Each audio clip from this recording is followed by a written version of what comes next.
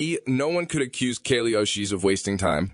The tour to promote her third album, Red Moon on Venus, ended a matter of weeks ago with a performance at Camp Flog Gnaw, the festival curated by her sometime collaborator Tyler, the creator, and yet here is its follow-up. She announced its arrival, or rather she announced a new era for her music back in July, a mere 4 months after Red Moon and Venus came out.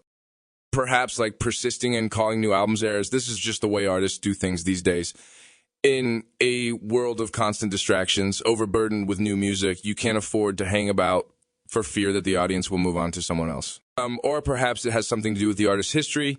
Orquídeas is the second predominantly Spanish language album released by Uchis, who spent her childhood shuttling between America and Colombia. The first, Sin came out in 2020, apparently much to the consternation of her record label, who cautioned against releasing it, advising her to ditch the cumbia and boleros and concentrate on making something that sounded more like her breakthrough hit. The Ribeye flavored After the Storm, and then, according to Uchis, at least refused to support or promote it.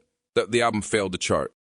Adding that, however, was before her song Telepatia was taken up as the soundtrack to a lip-sync challenge on TikTok, and it became the first track by a Latina artist to break the 1 billion streams barrier on Spotify. It's hard to avoid the sense that Uchis now feels emboldened to do exactly as she pleases without interference, and that the speedy release of Orquídeas, recorded in tandem with Red Moon and Venus, may come with a distinct tang. How do you like them apples? Or perhaps Uchis just wanted Orquídeas out quickly because she thinks it's a really good album, in which case she has a point. It diverts into traditional Latin American musical styles, bolero on the closing day and beso, mave, dembo on mi Nikita, while the single Labios Mordidos smartly sticks a reggaeton beat under a wiry synth riff of the type deployed by Dr. Dre in his early Zeros productions. Alongside bursts of reggae's legendary 70s style rhythm, there are moments when the Latin influence appears to be almost negligible, as on Tu Corazon y Es Mayo, a beautiful but straightforward soul ballad with a hint of Philadelphia international lushness. If you strain your ears, you can just about make out the scrape of a drumstick along gyro somewhere in the mix, but that's about it. The album's signature style is set out on opener W Mo Atieshi, which starts not unlike a track from the largely down-tempo Red Moon and Venus on focus and ethereal, pillowy synths and distant, echoing vocals, before a pacey dance floor beat unexpectedly crashes in, driving the track along. This is the immensely appealing sound that Orquídeas primarily deals in, retooling Uchis' trademark hazy tones with club-focused rhythms, right?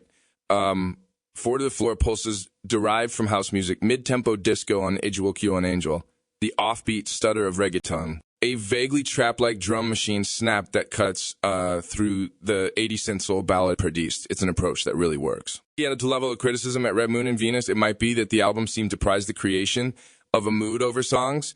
Its fuzzy warmth was enveloping, but it could feel a little samey, tracks slipping pleasantly by without leaving an individual impression. Here, the mood is similarly dreamy, but there's more variety and the beats add urgency and propulsion. Usually just show off her flair for steely, coolly devastating lyrics. You lost me, how sad. Oh, that must hurt, opens Perdido. Como Asi and Diosa are both about bringing men to heel and make them beg for it. Suggests the former. While the latter swaggers, I'm a total goddess is with me, he's submissive. Theme returned to on Halado, which has Uchis demanding both ice cream and a foot rub and referring to her, my little purner, as my little princess. Abios Mordidos offers a lust-racked paean to lesbianism, its attentions focused on a Tarantino movie doll. Unexpectedly, No Hele Party 2 mentions 90s Belgian pop house merchants Technotronic as the perfect soundtrack to a post-coital spliff. Winningly, it rhymes their name with a line that translates as my abdomen is iconic. So it's dreamy and fuzzy, but sharp, witty, and danceable with it. Varied but coherent, consistently enjoyable. It's an album on which Kali Uchis sounds not just like an artist who is now doing exactly what she wants, but one who also knows exactly what she's doing.